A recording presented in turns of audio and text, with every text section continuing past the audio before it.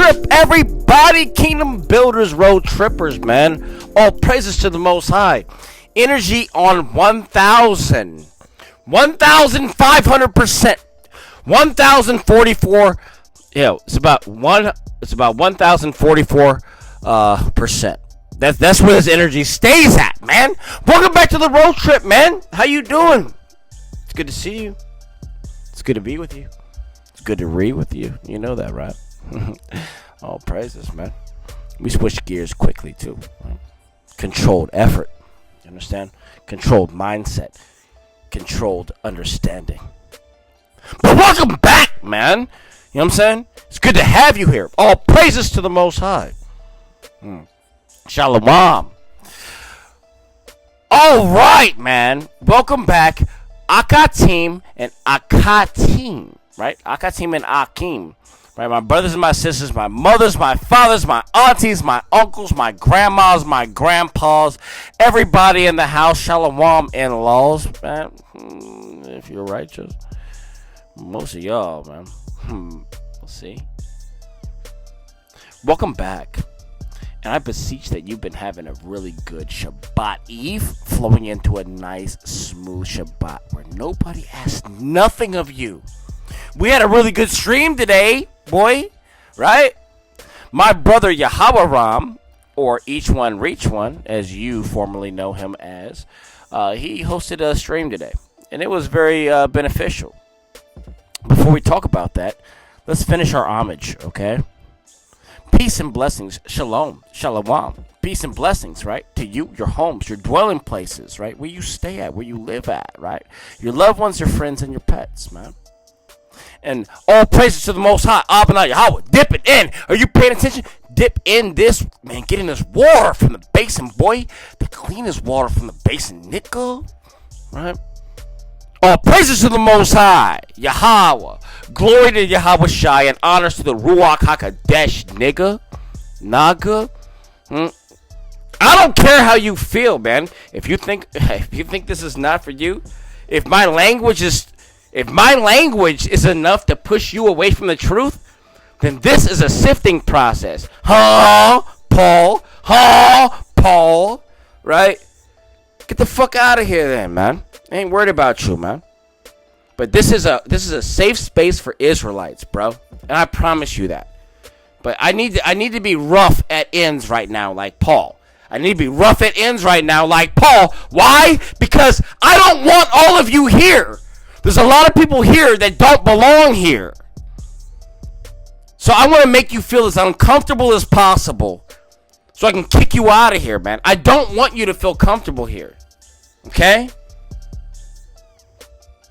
And if you do feel comfortable here, that's because you love me and you know me. Anyone else? I'm going to make you feel as uncomfortable as possible. You better believe it, man. Fuck you. All praises to the Most High. Alright?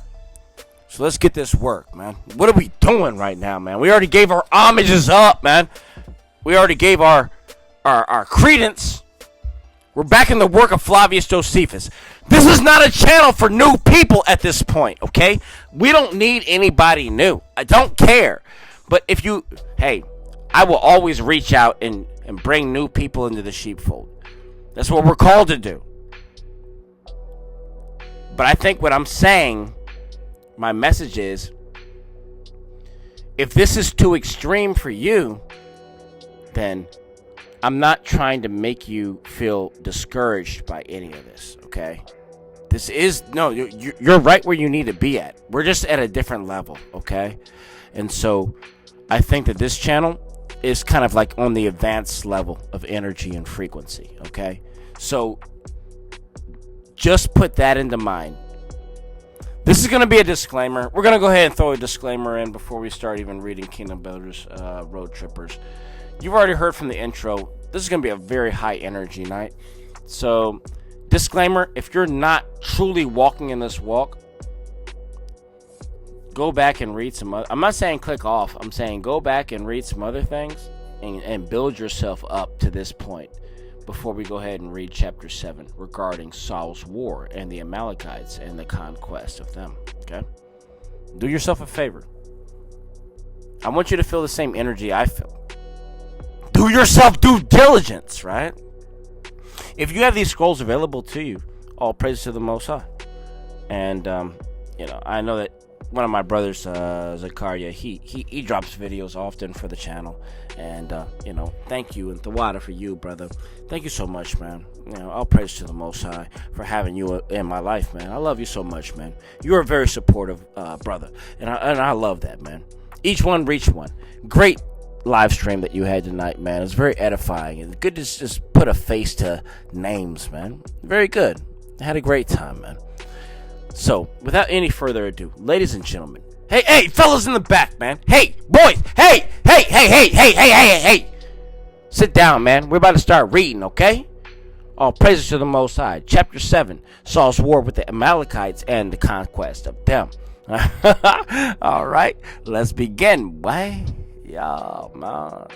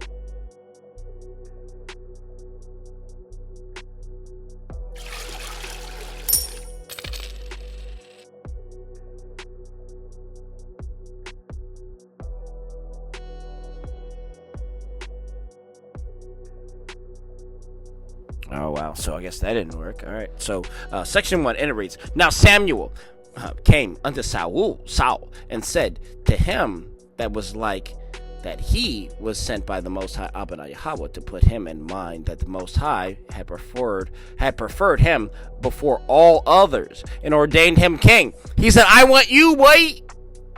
That he therefore ought to be ordained and obedient to him, and to submit to his authority. And considering that though he had the dominion over the other tribes, yet that the Most High Abba Yahweh had dominion over him, and over all things. That accordingly, the Most High Abba Yahweh, right, said to him that because the Amalekites did the Hebrews a great deal of mischief, yeah, you heard us pretty bad, while they were in the wilderness, and while they were coming on their way out of the land of Mizraim, they were making their way to that country, which is now their own. I ask you to punish the Amalekites by making war upon them, and when you have subdued them, to leave none of them alive, but to pursue them, though every age and through every age, and to slay them because they, and with the woman and the infants, and to require this as a punishment to be inflicted upon them for the mischief they did to our forefathers, and spare nothing, neither asses nor other beasts, nor to reserve any of them for your own advantages and possessions, but to revolt and to devote them universally unto the Most High Abba Yahweh Bahashem Yahweh Shai, and in obedience to the commands of Moshe, your commander, right? To blot out the name of Amalek entirely. That's the end of section 1, nigga. Let's go, boy. Sorry. If you don't like the way I speak, man, I speak like Paul. It might not be a smooth countenance, but if my words prevent you from understanding truth, you need to examine yourself then, right?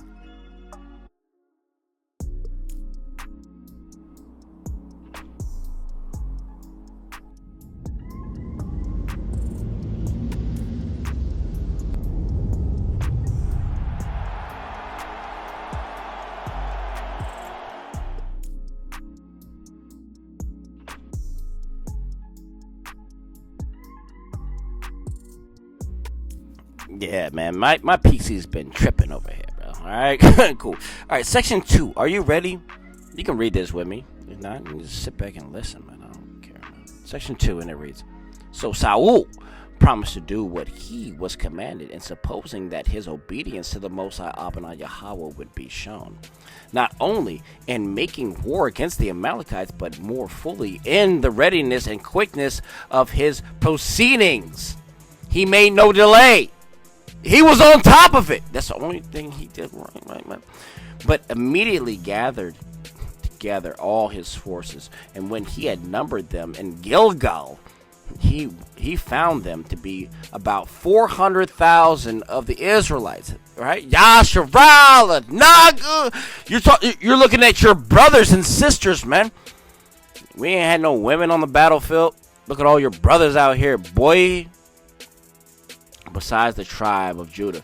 And I'm glad I said that. There ain't no sisters out here on the battlefield. Nah, man. And all you feminists that think that you guys were fighting too, you're losers. That's kind of a loser thing to even think about. Why would we do that? Let's continue reading. Besides the tribe of Judah, Yahudah, for the tribe contained by itself 30,000. Accordingly, Saul made an invasion out of the country of the Amalekites and set many of men and several parties in ambush at the river. What river, man? What river is he talking about? He's talking about the River Jordan, bro? Or is he talking about the River Euphrates? Let's continue and get some more concept, right? That might help us paint a better picture. Let's continue reading. That so he might not only do them a mischief by opening fighting, but might fall upon them unexpectedly in the ways, and might thereby compass them round about and kill them. And when he had joined battle with the enemy, he beat them, and pursuing them they fled. He destroyed them all. He killed them all. Got every single one of them niggas, nagas. And when that undertaking had succeeded according to as the Most High Yahweh, Abba Yahweh, Bahashem, Yahweh Shai, have foretold, he set upon the cities of the Amalekites, he besieged them and took them by force, partly by warlike machines, partly by mines dug underground. So they were going underground too, man. Let's talk. Interjection. So you know about the Paris catacombs, right? The catacombs? They have reported they have over 200 miles of underground, like, passageways. There's underground cities and all that. You know that these people right here, these modern day Edomites that you look at, YT, right? They didn't have the mind nor the concept. They are the basis of men. They couldn't build nothing like that. Let's just continue. They stole everything and they changed everything around to make it sound like they had culture. They don't have any culture. They're basically the smartest beasts of the field. That's pretty much all it is. Alright, let's continue reading. Some they starved out with famine, and some they gained by other methods. And after all, he began to slay the women and the children, and thought he did not act therein either barbarously nor inhumanely. First, because they were enemies whom he thus treated, and in the next place, because it was done to the command by the Most High Abba Yahweh. Right? Abba Yahweh, our Father Yahweh, and he has a name. What's the name of your God? If it's not Yahweh, shut the fuck up. Let's continue. Whom it was dangerous not to obey. He also took Agag, the enemy's body, and he admired so much that he thought him worthy of preservation. Yet this was not done, however, according to the will of the Most High Abba Yahweh, but by giving him way to human passions and suffering himself to be moved with an inappropriate passion, and a point where it was not safe for him to indulge. No, he didn't like it. For the Most High Yahweh, Abba Yahweh, hated the nation of the Amalekites to such a degree that he commanded Saul to have no pity on even those infants, which were to be of nature chiefly pity. Don't just kill all the babies too. But Saul preserve their king and governor from the miseries which the Hebrews brought on the people, as if he preferred a fine appearance of the enemy to the memory of what the Most High Yahweh had said before him about. The multitude were so guilty, together with Saul, for they spared the herds, the flocks, and they took for the spoils, man. They took all this gold home, and they were good, man. When the Most High Yahweh had commanded, they should not spare them at all. He told them to throw it out, nigga. So you're disrespectful and you're disobedient. You need to die, dude. But he spared them still. They also carried off with them the rest of their wealth and the riches. But if there was anything that there was not worthy of, or to regard, that they were destroyed. And that's the end of section 2. Our people in the past were shameful. Alright? There's only 5 sections here. So we're about to jump right back into section 3. Alright? And get some of this work, man. I love you all. I hope you know that. All praises to the Most High. I could never. Alright. Let's get some of this salt and read section 3, okay? For some reason, I don't know why my PC's been acting like a piece of shit. I don't care about my language. I just care about my intentions. Section 3. What does it say? Well, it reads like this. Let me go ahead and crunch down on this sea salt while I'm reading. But when Saul had conquered all these Amalekites that reached from Pelusium of Mizraim to the Red Sea, he laid waste all the rest of the enemy's country. But for the nation of the Shechemites, he did not touch them, although they dwelt in the very middle of the country of Midian. For before the battle, Saul said them, and he had sent them and charged them to depart from there, lest they should be partakers in the miseries of the Amalekites. For he had just occasion for saving them, since they were of the family of Raul, Moshe's father-in-law. That's the end of section 3. Are you with me? Yeah, let's get this narrative deep. What? Section 4, and it reads, But Saul returned home with joy, for the glorious things he had done, and for the conquest of his enemies, as though he had not neglected anything which the prophet had directed him to do when he was going to make war with the Amalekites, and as though he exactly observed all that he ought to have done. But the Most High Abba Yahweh was grieved that the king of the Amalekites was preserved alive. Yahweh was sad that somebody was still alive. Listen. And that the multitude had seized to the cattle for spoils, because these things were done without his permission. For he thought it an intolerable thing that they should conquer and overcome their enemies by that power which he gave them, and then that himself should be so grossly despised and disobeyed by them, that a mere man that was a king would not bear it. He therefore told Samuel the prophet that he repented, that he had made Saul king. While he said and did nothing, he just sat and just chilled. That he had commanded him that indulge his own inclinations. When Samuel heard that, he was in confusion and began to beg the Most High Abba Yahweh all that night to be reconciled to Saul and not to be angry with him. But he did not grant that forgiveness to Saul, which the prophet asked for, as not deeming it fit thing. It's not a fit thing to grant forgiveness of such sins as his pleas. Since injuries do not otherwise grow so great except by the easy tempers of those that are injured. For a while they hunt after glory. Why are you hunting after glory, boy?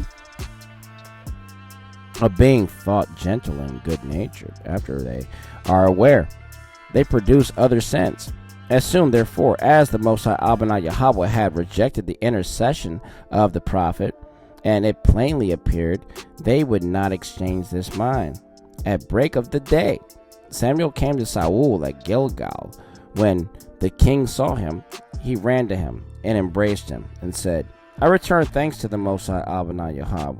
I return thanks to Yahweh, who has given me the victory. For I have performed everything that he has commanded me to do. To which Samuel replied, How is it then that I hear the bleating of the sheep and the lowing of the greater cattle in the camp? Right? If you're supposed to kill everything, including the cattle, why do I hear sheep bleating? Saul made answer that the people had reserved them for sacrifices, but that as to the nation of the Amalekites, it was entirely destroyed. So you're telling me you are only half obedient, right? It's not good enough. It's not good enough. But that he had saved alive the king alone and brought him to him, concerning whom he said he would advise together what should be done with him. But the prophet said, The Most High Adonai Yahweh, Bahashem, Yahweh Shai, is not delighted with sacrifices. He hates sacrifices. Why are you trying to bring sacrifices to our king, nigga? What's wrong with you, bruv? But with good and with righteous men who are such as follow, he will end his laws and never think that anything is well done by them. But when they do it as the Most High Yahweh had commanded them, that he should look upon himself as affronted, not when anyone does not sacrifice, but when anyone appears to be disobedient to him. Reference 148. But that from those who do not obey him, nor to pay him any duty, right? Him that duty, which is the sole true and acceptable worship, he will not kindly accept their offerings, be those they offer every so many and so fat, and be the presents they make him ever so ornamental, nay, though they were made of gold and of silver themselves, but he will reject them and esteem them instances of wickedness and not of piety, and that he is delighted with those that still bear in mind this one thing, and this only, how to do it, whatever it be, which the Most High Yahweh pronounces or commands for them to do, and to choose rather to die than to transgress any of those commands. Nor does he require so much as a sacrifice of them. And when these do sacrifice, though it be a mean offering, he better accepts it as an honor of poverty than such offerings as come from the richest of men, and that offer them to him. So take notice that you are under the wrath of the Most High Adonai Yahweh, for you have despised and neglected what he commanded you to do. How do you then suppose that he will respect a sacrifice out of such things as he has doomed to destruction? How are you going to sacrifice something to him that he's already claimed to be bitch shit, man? He hates that, bro. You're going to bring it to his doorstep? You sound like Cain, nigga. Let's continue. Unless perhaps you do imagine that it is almost all one to offer it in sacrifice to the Most High Yahweh as to destroy it. Expect therefore that your kingdom will be taken from you, and that authority which you have abused by such insolent behavior as to neglect that the Most High Yahweh who has bestowed it upon you. Then did Saul confess that he had acted unjustly, and did not deny that he had sinned, because he had transgressed the injunctions of the prophets, and he said that he was out of a dread of fear of the soldiers, that he did not prohibit to restrain them when they seized on the spoils. But forgive me, he said, and be merciful to me. Forgive me, be merciful to me, for I will be cautious how I offend from this time forward, right? From this time to come. He also entreated the people and the prophets to go back with him, that he might offer this thanks offering to the Most High Adonai Yahweh. But Samuel went home. because he saw that the Most High Yahweh would not be reconciled with him. He already knew he was going. That's the end of section 4. All right, all praises to the Most High. All right, Mishpachah, family and friends, cleaving Gentiles and friends of the family. Right. Let's go ahead and get section 5 and finish this up. All right. How's that? All right.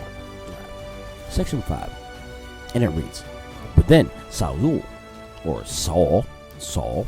but then Saul was so desirous to retain Samuel that he took him of his cloak, and because the vehemence of Samuel's departure made the motion to be violent, the cloak was rent. It was ripped, right? Upon which the prophet said that after the same manner should the kingdom be rent from him, and that a good and a just man should take that." Should take it. That the Most High Adonai Yahweh preserved it. That he preserved in what he had decreed about him to be a fickle and changeable, and what he is determined is agreeable to human passions only, but is not agreeable to the divine power. But Saul said that he had been wicked. He claimed it. He said, "I've been wicked, man." But that was done. But what was done could not be undone. He therefore asked that Samuel honor him after that so far, and that the multitude might see that he would accompany him in worshiping the Most High Adonai Yahweh. So Samuel granted him that favor, and went with him and worshipped the Most High Yahweh. Agag also, and the king of the Amalekites, was brought to him. And when the king said, and he asked how bitter death was, Samuel, he said, "Man, as you have made many of the Hebrew mothers to lament and bewail the loss of their children, so shall you by your death cause your mother to lament you also." Accordingly, he said, and he gave order to slay them immediately at Gilgal, and then went away to the city of Ramah. Yes, let's get this note and get the hell out of here, boy. Yeah, bye. Yeah, man. Chapter 7 notes. Chapter 7 notes, my beloved. And it reads, note, point number 1, and it reads, "The reason of this severity is distinctly given, reference 1 Samuel 15 and 18.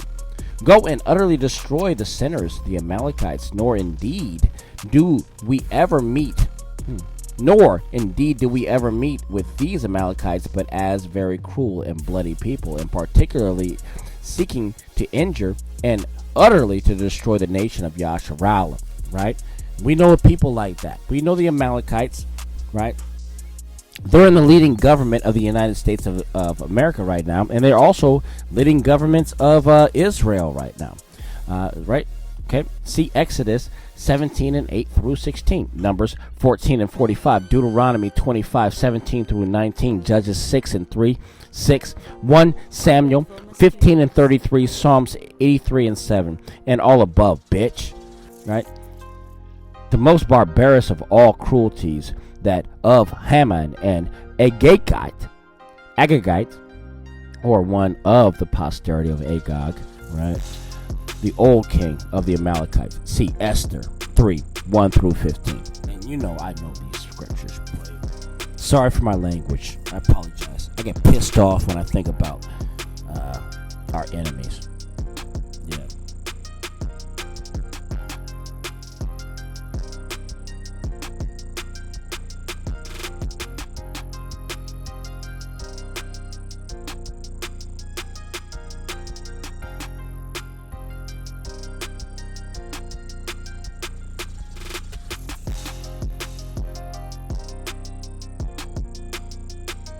All praises to the Most High. All praises to the Most High. We're done with this little scripture dive. That's chapter 7. Mishpachah. One up, one down, right? All good, man. And I pray, I beseech that you got something out of this. And I look forward to seeing you all very soon on the next one. Yahweh willing. I beseech that, all right? And it's very road trip appropriate to say, man, please, as you're traveling up and down the roads to and fro, that you're safe, no matter where you're going, no matter what you're doing, your activities, and just be safe, okay? I love you all. And until we read again, until we speak again, until we meet again, it's always the same program, Naga. All praises to the Most High. And I'll see you all soon, man. Oh, yeah, man. Yeah. See you soon, boy.